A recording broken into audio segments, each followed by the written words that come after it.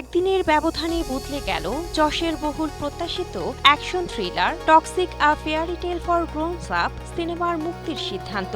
গত মার্চে মুক্তির তারিখ চূড়ান্ত করা হলেও হঠাৎ করে তা স্থগিত করা হয়। বারবার মুক্তির নতুন তারিখ ঘোষণা করা হলেও তা পিছিয়ে যাচ্ছিল। চলতি বছর সিনেমাটি পর্দায় আসছে না এমন ঘোষণার একদিন পরই দক্ষিণী মহাতারকা রকি ভাই যশ জানান, আগামী আগস্টেই মুক্তি পাবে বহুল প্রতীক্ষিত এই সিনেমাটি।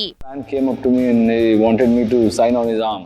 বেশ কিছুদিন ধরেই আলোচনা চলছে যশের টক্সিক ঘিরে। কেজিএফ এর পর পর্দায় কিভাবে হাজির হবেন তাই নিয়ে সবার আগ্রহ ছিল তুঙ্গে। একাধিকবার বদলের পর টক্সিক মুক্তির নতুন দিনক্ষণ ঘোষণা করলেন যশ।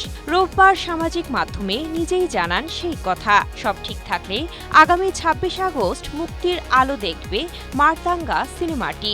অভিনেতার এই ঘোষণায় হতাশায় নিমজ্জিত ভক্তদের মধ্যে দেখা দিয়েছে প্রাণোচ্ছলতা। He comes with a tattoo on his arm, so my autograph. ২০২৫ সালের ১০ এপ্রিল টক্সিক মুক্তির কথা ছিল।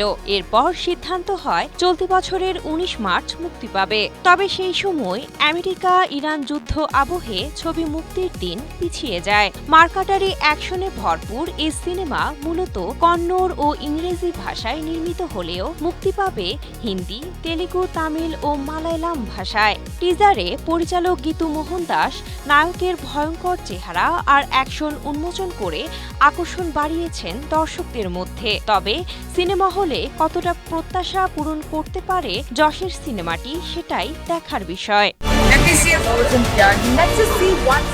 যশের সঙ্গে টক্সিক মাতাতে থাকবেন কিয়ারা আদবানি ও নয়নতারা। এই গ্যাংস্টার সিনেমায় তাদের দেখা যাবে সাহসী এবং ভয়ঙ্কর চরিত্রে।